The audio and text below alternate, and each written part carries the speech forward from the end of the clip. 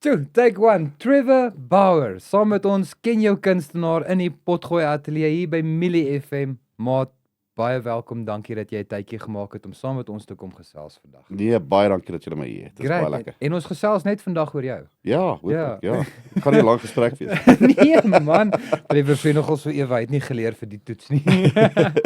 Trevor, we're gonna do it in 'n mengelmoes. Ja, English en 100%. Afrikaans, asseblief druk jouself gemaklik uit, hoe ook al dit vir jou die beste Okay, maak. nee, is dit reg. Take us back to your early years. Eerstens, Trevor is 'n briljante musikant en hy speel baie lekker gitaar. Ek het hom 'n bietjie gaan skou, man het 'n vernuf in hom. Dankie. And ook ons, which is memorable to say, yeah, Trevor's new solo album, the acoustic session was recorded in this year, and It was released this year. It We was recorded at the end released of last this year. year, Yeah, we yes. recorded at the end of last year. and it's got a nice southern US influence on it, maar ons gaan nou 'n bietjie dieper daarin gaan. Mm. Trevor, vat ons terug na jou jonger dae toe. Mm. Waar het jou liefde vir musiek begin? Dit gaan 'n bietjie cliché klink, maar Aha. maar definitief deur my ouers. Ek kan nie onthou waar daar nie musiek in die huis was nie. Ja? Nie een van my ouers kon 'n instrument speel of sing of so iets nie, maar die radio, onthou jy nog daar voor TV, die radio. Ja, maar ek onthou dat jy daar play en record en die pausknoppie gehad, jy daar een mixtape gehad en jy het Daar gewag sê- dat die omroeper daar nie sê- oor die liedjie praat nie. Ja. I remember those days. Yeah, I remember those well. So there was always music. My mother and father had a massive vinyl collection, and Oh, that's I just remember there's always, and as a youngster sitting in front of the hi-fi with playing vinyls, just sitting and listening to music. So I think that's where it started, was just always having music. And I think music, the right music, can transport you. Even as a child, it takes you, it stimulates your imagination because you don't have the visual. So you listen to that and everyone has their own mental picture or their own interpretation and things, even as a youngster. And I True think that's story.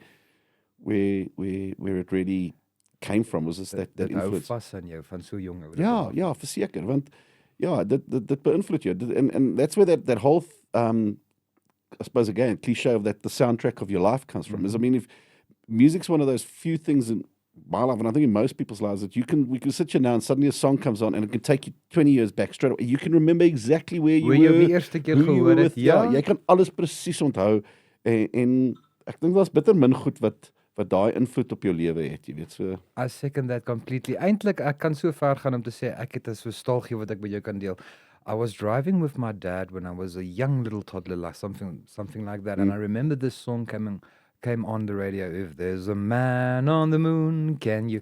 En ek het my dad het deep chats begin oor hierdie man op die maan en al die, and I still remember it till this day. Whenever I hear this song, I kry daai prentjie terug, hy terugflits in die kar. So I understand Funny that story, I'm completely. going to add to that is, okay, Uh-huh. so Man on the Moon's a song I cover quite often. All right, cool. Yeah. And the way the circle works is that where I recorded the album now in Studio 31 in Joburg, was actually Ballyhoo's original studio. Oh, really now? Yeah, and there's still a Washburn acoustic guitar signed by the band hanging in the studio. So it's like a full circle. Yeah, so That is I can relate. special. It's a great song. It's one of the very first South African songs I remember as a kid, when South African music was still, played. I mean, I regularly on the radio. Dis Used to reg. hear it.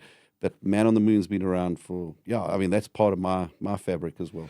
Vir iemand wat nou nog nie geluister het hoe jy dit klink nie, hoe sal jy jou musiek beskryf? I think the way it's kind of evolved now is that it's acoustic rock with a definite country flavor and a little bit of blues. Oh, that is nice. That is. So I think that's, I wouldn't think it falls into one specific category. There are some songs which are very country. There are one or two songs which are quite bluesy. There are some which are quite acoustic rock, but I think overall it's a mixture with it. There's an influence of that and of those three genres as such. And I think the underlying thing is always that there's got to be something to say, a story to tell or a message or a something. It's not about writing rhyming words that just go to a melody and make an album filler. Yeah, basically, no? it has to say something. Otherwise, what's the point? In my opinion, I mean, there's a lot of guys who are very successful writing songs that actually say nothing, but that's okay. That there's room for everyone. But that's where I am. Is I think first and foremost I'm a songwriter. So that's where my real passion lies. And then the performing is just your platform to be able to bring those stories to the audience. As jy nou so sê jy's 'n liedjie skrywer, kan ek nou nie anders as om te vra nie, Trevor, maar het jy al van jou stukke vir ander musikante gegee om te publiseer? Nee. En dis bietjie ons het al baie daaroor gepraat en dalk in die toekoms sal dit gebeur, maar dan kyk ek en dink ek, okay, kom ons kyk nou, ek kan hierdie daai. Ja, maar ek wil dit doen. You want to keep it to I want to keep it to myself. I understand, But yeah. I did when I was over in the States. I joined the Nashville Songwriters Association. And if the opportunity there comes where I can get a song perhaps done by another artist over there and things, yes, it's definitely something I would look at. Let's go back 2 years. When you were in America. Yeah. Okay, first and foremost, how did you get there? How did you get this opportunity? En dan 'n opvolgvraag, vertel ons deur in bullet points net so and how the cultures and the music vibe and the music scene looks there. Okay. Geef ons al die details. Well, I wanted to go and have a look at what the different scene looked like. And so I gave it quite a bit of thought, and I mean it didn't make sense going to New York or LA or something like that. It's not the kind of music I'm doing. I'm not in that sort of pop, hip hop, whatever sort of thing. And I've always been drawn to that southern states of America. I love that sort of whole vibe down there. So I just decided, what the hell? So got on a plane. I flew to Phoenix. I started in Phoenix, Arizona. You on your own. You pitched up there. You're like, there. I'm gonna do something now. I booked the first 2 nights on an Airbnb, and I thought, well, wing it from there. I hadn't booked any. I knew where I wanted to go. Man. Absolutely, but that's what life is, you know. True story. I didn't have, sort of pre-bookings or anything. It was going to be, fly by this sort of, seat in my pants. When we get there, we'll sort it out. Spent a I don't know, couple of days, week in Phoenix. Interesting city, interesting area, beautiful. Very much the sort of desert thing, lovely. I'm going to skip over now, but I ended up in Memphis. I was there. I had to go to Graceland. It was just, and I must be honest, that was probably the biggest surprise for me of the trip. Was I'm not necessarily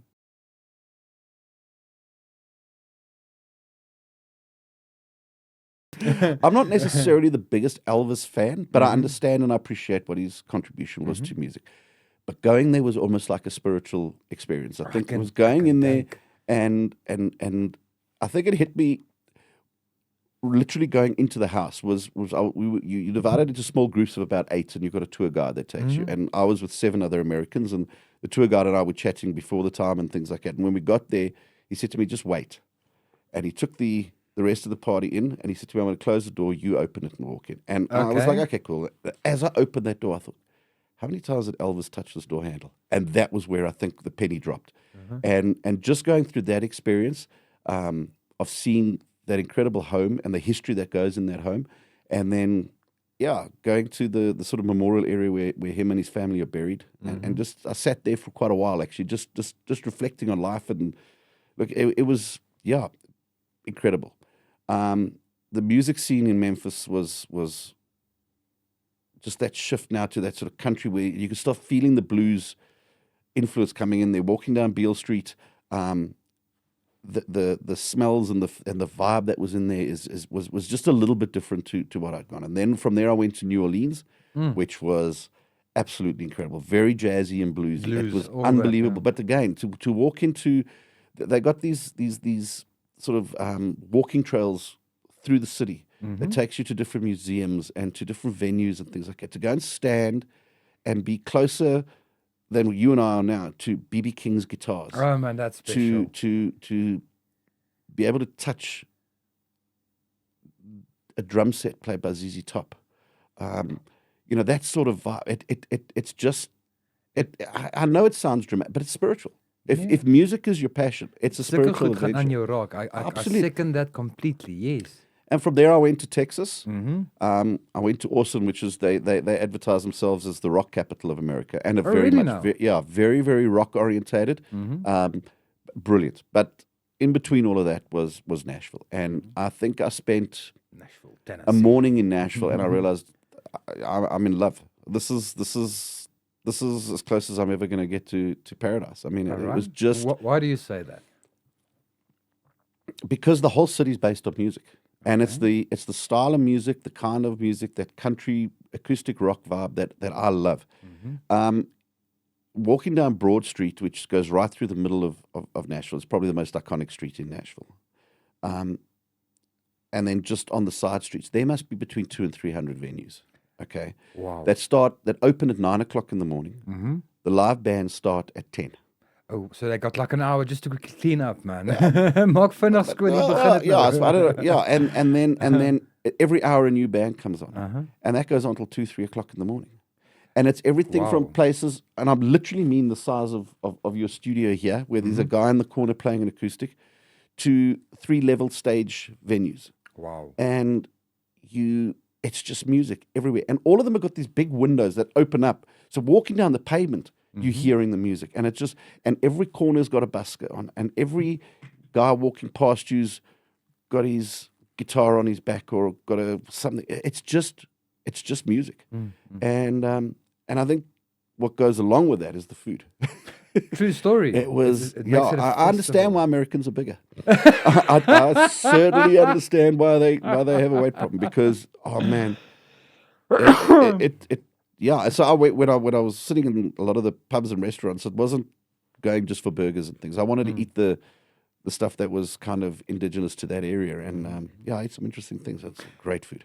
I can see that America, and especially this music vibe, Ja. en wat jy daar gesien het en ingeneem het werklik 'n groot invloed op jou Ja. musiek gemaak. Ek dink so. Ek dink dit het vir my dinge vir my baie meer helder gemaak en presies waar ek wil gaan. Die tipe musiek wat ek wil maak en waar ek gemaklik is. Dit was vir my, going into Nashville was like putting on an old pair of comfortable shoes. It was like, okay, this is Hy's comfortable. gemaaklik, man. Ja. Hy's gemaak vir my. Ons Dis waar verstaan ons wil wees, mekaar. ja. Ja. So ja, dit definitief vir my dinge baie meer helder gemaak. Ek sê, right, dis die paadjie wat ek wil loop. Dis waar ek wil gaan. En ek het eintlik nogal in daai tydperk wat ek daar was, het ek baie geskryf, want die inspirasie om jou is so a lot. groot. You got music and music there, right? Yeah. Yeah. So a lot of ideas came from there and things, and a lot of that became the foundation of what the acoustic sessions ended up becoming.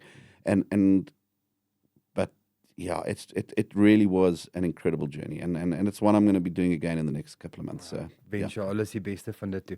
Om terug te kom, jou nuwe album release, jou About the Acoustic Sessions. Sal jy sê ook dat dit deurgetrek na die album toe? Oh, 100%.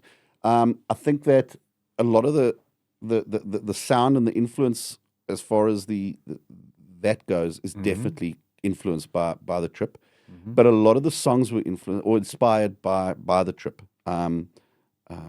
So yes, it definitely going on that trip was the catalyst for the whole solo venture, but very much the foundation for that album. And then a follow-up question, is there anything that stands out in the trip that you can point out en sê, okay, goed, maar luister hierso, dit was by hierdie bar, het ek hierdie persoon ontmoet, of het iets in die aard gebeur that made an influence on one or two? I was watching a band at Kid Rock's Honky Tonk Saloon Oh yeah? in Nashville on Broad Street at about 11 o'clock on a Friday morning, and watching that and going, Ekskuus tog. this is where I want to be. This is the music I want to make. And I actually sat there and in between the break, between the bands, I actually asked the waitress for some serviettes, and I started writing Right there. And that's what I was saying to you, is you go and you're hearing something, or you see something, and that stems an idea, and later, while you're walking around, because I wasn't catching taxis all over the place. I walked because I want to see and experience everything. So in that time, a lot of ideas were coming just from what you see and what you hear. So music was written right there and then, yeah. It's quite cool. So, let's talk about your creative process. Jy noem nou hierso, okay, goed, so julle was nou by die show gewees en toe dit geslaan, but that's not always the case. No. Sometimes the melody comes first, or a little inspiration towards something. Vertel ons deur jou kreatiewe proses. Hoe werk dit? Okay, it's not a set in stone or cast in stone sort of thing. It's sometimes there'll be a melody that comes into my head, and I'll just spend some time humming around and then putting that down, a lyric start coming. Sometimes it's a lyric that comes into my head, a phrase or something like that, and then I start playing around with that. But I'm very wary of. I don't try and. I never write a song with an agenda of this is what the song's going to be. Yeah. No. And often, even when I'm starting and I've got a verse and maybe going into a chorus, I don't know where the song's going. I'll let the song take me where it wants to go. So I'll get a melody and a lyric, and I'll start playing around with that on the guitar, and then it's you just got to kind of open yourself up and just let it go. And there's often I'll sit back and I'll look back and I'll think I don't even know where those lyrics came from, or it just I think songs write themselves. I think we just facilitate that. I'm not clever enough to have all these ideas myself. I don't think. I think the music just comes through you, and you just got to capture it, and then you mold it and tweak it and play with it and make it sound nice. And make it yours. Yeah. But the inspiration comes from everywhere. It could come from a conversation. It could come from something you see, and that's I think what a lot of what I do write about is it's there's got to be a point to it. There's got to be and I'm not necessarily a story as in a beginning and an end, but it's got to say something. I want someone to listen to that to an audience. And if one person in that audience sits and listens to that and goes, I can relate to that, or that's an experience I went through, or then that's success. And I think that's been for me is the biggest validation and the most positive feedback you get is when people say I can relate, or I know that situation, or I understand, or I've been wanting to thank you. You've put something in words that's been on my heart, or whatever. Now, Yes. I can relate to that. So Wat vir my ook 'n mooi ding is ook jy mag dalk met 'n intensie gaan om 'n liedjie te skryf en dit kom uit op die intensie en dit word op 'n album geplaas en al die laste van goed. Maar die oomblik as 'n ander individu dit luister, het dit weer vir hom heeltemal 'n ander betekenis. En is dit nie 100%. tog die mooi van musiek? absoluut. Ek dink dis daai ding van ek is nie groot op kuns soos in skilderye en sulke goed nie, maar die een ding wat vir my wat ek wel kan verstaan is ek en jy kan voor 'n skildery gaan staan en veral meer hierdie abstract goedjies en jy gaan duidelik ietsie daar sien en dit gaan vir jou iets beteken en ek kan iets heeltemal anders sien. Teenoorgestelde En musiek is dieselfde. Ek dink so. It maybe the essence is the same, but the way you interpret it is different. And it's interesting. Sometimes I've had conversations with people, and I mean, I felt it the same with music I listen to. Is that's what that song meant to me, and then when you talk to someone else, they completely different way of interpreting it. And I mean, sometimes I've had to sit down and go, okay, that's not exactly what how I wrote it, but I get where you're coming from. And if that's how it's, then it's lovely. As long as you get something out of it, yes. then that's the job done. Nice. You've been traveling and making music for quite a while. Let's talk about your live performances and your tours. Is daar 'n spesifieke enetjie wat vir jou uitstaan? Yeah, there's a lot, and there's definitely two chapters to it. I think. All right. They were definitely with the Concrete Chapel. It was a great time. We were together 5 years. We had the band, and there were some fantastic performances and things on bucket lists that we got to tick off. I mean, we played what ended up being the last Rocking Bloom over here. That was our first big gig. That was massive. Playing on a big stage like that was incredible. I think playing Rumours in Joburg for the first time. It's a venue I used to go and go watch bands at when I was young. So getting to play there, we got to play at the CMA Awards and got the most incredible response that night and things like that. Playing with people like Watershed and Dan Patlansky and things like that. I mean, those two names massive already. Highlights. Greg and Dan are two different people, man. Absolutely. Yes. Absolutely. But with the solo stuff now, I think there was it was very scary in the beginning because you'd get on stage and I'd look around, there was no one walking. Yeah, that was the first there, thing. Yes. But it could be more intimate. That was the first thing. So I think playing again with Chris, which was, with the album was something that I always really, really wanted to do because I'm certainly not comparing myself at that level with him, but in some ways there's a similarity is that he's also a storyteller. And I think that was important for me was that. I was very lucky this year to be booked to play Makufe. So did that a couple of weeks ago, which was fantastic. Yeah. And I've just played now with a name that most people here don't know is a guy called Ned Evett. He's an American artist. He's been on a world tour. He's touring through South Africa now. Right. He plays the fretless glass guitar. guitar. Can He's you just played- imagine playing that No, without no, frets, no, man? no, Can no, you no. imagine? No, no. I struggle to find it with frets and things like that. But I mean, he's just been on tour with Stevie Vai and Joe Satriani, and he did a show with Sting. So to play with guys like that and be in that, so those are highlights. But I think just being up, I think every time you're on stage, it's got to be a highlight. Whether you're playing to 10 people or 1,000 people, it's an opportunity to share your music and hopefully just someone walks out there that night and it's stuck It in their sticks, head. yeah. It made an impression on them. It touched them in some way. You touched on Concrete Chapel now. You were the front man. You were the front man for Concrete Chapel. That being said, what was the hardest part for you, stepping away from Concrete and going and approaching your solo loopbaan? I think there were a couple of things. Is one was it had been a long time, 5 years. It becomes family. Well, that's the what they say, but it was family because two of the band members were my sons. So it was hard, but it was a decision. Everyone, we'd come to a stage in our lives where there was different things that wanted to do. The boys wanted to do different things, and I think we had pushed it as far as we could. We'd explored every avenue. We had really tried to take it. I mean, we did 4 albums. Oh, which is nice, right? And our last album, we had over 1.5 million streams on Spotify, which was nice. pretty impressive. But it was time to go and do something different. And I think as a songwriter, it's very different. Writing for because we were quite a hard rock band. And as a songwriter and as a vocalist, sometimes your message can get lost in all that music. So to be able to strip it right down and go, okay, it's now about the lyrics. That was quite scary because what if it doesn't work? Or what if it doesn't resonate?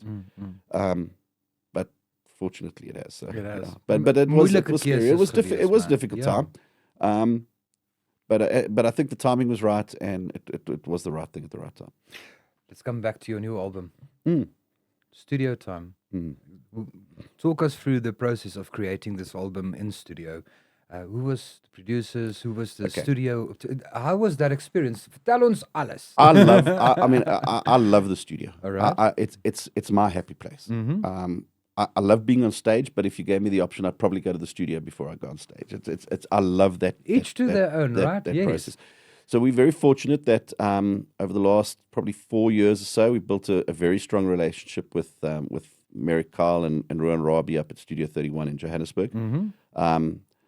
And they did a couple of things with Concrete Chapel, and Merrick and I have stayed really good friends, and we been doing a lot of work together. So when we spoke about doing the album, I probably sent him 20 demo tracks. I've got a small little setup in my home where I just record demos. Must be nice, ne? Must be real nice. And so we spent probably about 4 months discussing the songs, having a look, and sort of bringing that down to.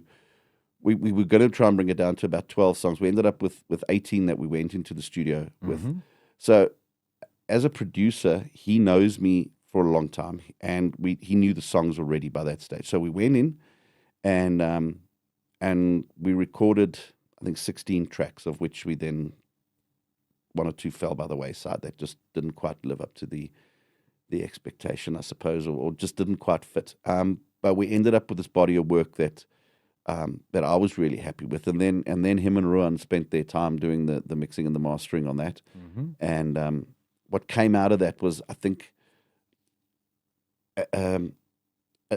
my sound, and I think that was capturing who I am, and focusing very much on the acoustics, and focusing very much on the lyrics and the storytelling. I think that's important. It was very important for me because most of these songs were written post Concrete Chapel, but there were 1 or 2 that were written at the time but didn't fit the band. Understandably, yes. So there were 1 or 2 stories that were in the background that needed to be told. So I was glad to get them on the album. But a lot of that, the majority of those songs were written post the American trip, I suppose. And I think you can hear it is there is more of a country, and not country music where it's yeah, hey, how are you, we go kind of thing. But there's that southern sort of vibe with. Yeah, I would never say I'm a blues musician. I'd never say I'm a country musician or rock music, but I think it's just that you were talking about making coffee just now, and I think that's kind of what my music is. It's a teaspoon of this and a teaspoon of that, and poured in with that and mixed up, and that gives you Trevor. Yeah, nice. And sorry, Trevor, what's next? What's next is I'm busy talking at the moment with a couple of interesting musicians and bands to bring them down to Bloem. I like doing that, like we did with Watershed and other sort of quiz and things like that. Is making a compilation, like a jam sandwich. Together. I think bring down some, maybe 2 or 3 shows. Maybe have a look at who we can bring down. One of them we surreptitiously touched on just now, but we might have a man on the moon down here at some stage in the next couple of months. Oh, nice. And then playing in Joburg again early next year a little bit, and then I wanted to go sort of June, July, but the FIFA World Cup is in America over that period. So end of July, looking to go back for about 3 months to the States. Dit gaan lekker besig wees daar. Yeah, I don't want to go during the World Cup because obviously everything's like going to be 4 times as expensive and it's just chaos. But after about 3 weeks after the World Cup's finished, so end of July, beginning August, is go then for a couple of months and spend some time over there and see where this goes. Where can your listeners buy your merch, your books, your albums, all of these sorts of things? Well, how can the public get into contact with you? All the album is on all the major streaming platforms, so it's on Spotify and Apple and YouTube and things like that. But what I also did, which a couple of people advised me not to do, but it's something I wanted to do, is I've got a YouTube page or whatever you call it as channel, well. Channel, yeah. Where I load all my demos. So as I'm writing stuff, I record it in the studio at home, and I dump it onto there so that people can see what I'm writing about. And so there's a lot on there, a heck of a lot that isn't on any albums or anything like that. It's all the new stuff. So literally every week, as I've maybe write something, there might be a 2-week period. Sometimes I'll load 3 up in 2 days, or depending on how things go. Wow, man! So yeah, if you're interested just in seeing what's new, where my mind is and what's coming out, that's there. Wil sien hoe werk Trevor se kreatiewe proses, gaan kyk sy YouTube kanaal. I think so, because there's songs on there definitely that'll never make albums. That's the beginning process. I think it's doing that, and I listen a lot. I re-listen to songs a lot because. And it's not about rewriting them. I really believe, you look at any musician that's been around a long time, is when they perform live, the songs change because, that's how it is. So a recording is very much just a snapshot. And I don't want to then go and redo something. So that is my snapshot. That's how I felt. That's how the song felt. That's how it is. At that time, yes. At that time. Yeah. So yeah, that's an opportunity just to have a look at maybe where the creative process is, what I'm thinking about, what's going on. But the album is on all the major streaming platforms and things like that. And then I suppose we'll have to probably, I don't know if we'll do it before I go to the States or maybe when I come back, but there'll be a second album then coming up. Okay, so quick game.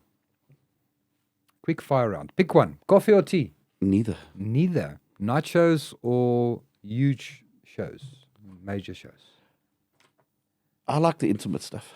The Mantonese. Yeah, very nice. Acoustic or electric? Acoustic. Dan, ek het 2 vrae wat ek altyd vir al my kunstenaars vra wat ek hier in hierdie stoel kry. Die eerste ene is, het jy 'n geheime ritueel wat jy moet doen voordat jy op die verhoog gaan? Some secret ritual you have to do, otherwise the show's going to be and what is it? I need to, about 10-15 minutes before I go on stage, I need to withdraw completely. So I'll go backstage or somewhere where it's quiet where I can be. Breathe.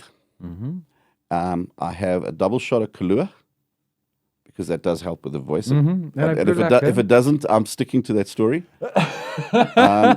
And probably the last 2-3 minutes before I go on stage, I don't talk to anybody. I just get in my head. Showtime. And it's all about the first sort of 3 or 4 bars of the first song. Focus on that, because once I'm in that, then the show goes. Oh, But if you make them, those first, you got to hit it right from the first note. If you do that, then everything flows from there. If you get it wrong from the beginning, It's then, like, then you're playing catch up. So that, I think, just take time, breathe, get in the moment, and get on. Get you aligned, get it straight, go. Go, yeah.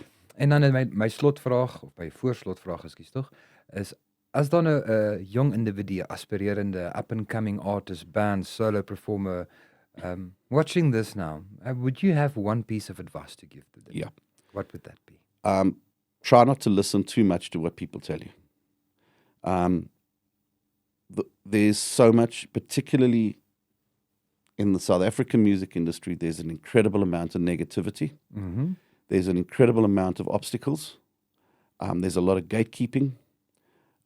People will tell you, yeah, but it's too hard. No, there's no future. No, there's no this. No, there's no that. Just take advice, but follow your heart. Mooi gestel. Mooi gestel. Ekskuus tog, is 'n tekort van koffie. Yeah, that's okay. Sorry, because I think there's one thing. There must have been a lot of people that told Bob Dylan he can't sing. I reckon so, ja. But he's done all right, eh? Ja, ek dink ook hy het alright He's done gedoen. all right. Ja, hy het 'n naam gemaak as Ja. household name, ons weet darm wie is hy. So yeah. Lekker. En dan my slotvraag, enige iets wat ek gemis het, closing thoughts, anything you'd like to share, anything we didn't touch on that's important? No, I think it's just, it's an exciting time. I've been nominated now for the CMA Awards again this year. So Congratulations. That's thank you very much. That's in November. And then just watch space, And you know, all I would ask is Bloem people need to go out and support more, not just in the pub environment and things, but when there's original shows and when there's, there's a number of venues here that put on Live entertainment. And I don't think we get out and support enough, and it makes it, the more we support, the more bigger names we can bring down here, and the more bigger the platforms scene can be. But I think that there is so much talent in this town, and we just need a platform to be able to play and an audience to play to. And get behind your local musicians, get behind your artists, and whether it be in the theatre, whether it be musicians, whether it be whatever, just support the scene, and there's a couple of people and a couple of places that really put in the effort, and we just need to get people out and come and have a look. You'll be surprised at what you see out there. Kom kry 'n bietjie jou kuns en kultuur inspuiting. 100%. Vrystaat is bietjie meer net, dis nie net rugby en boerewors nie, né? Nee, ons daar 'n bietjie fynere dinge ook. Trevor, dankie. Baie dankie vir jou tyd. Ek sal jou graag weer so oor 8 of 9 maande wil sien. Selfs ook wanneer jy terugkom van Amerika. Ja. Of ek sal weer wil opvang en touch base and check where you at. No, fantastic. Dit sal baie cool wees. En ons wens jou alles van die sterkte toe. Sterkte met die volgende album, sterkte met die nominasies. Man, weet ons is agter jou. Dankie, ek waardeer baie. Cool. Baie dankie. Trevor van sy solo-loopbaan. Almost screwed up your surname. Ja. No, thank you very much. I appreciate it.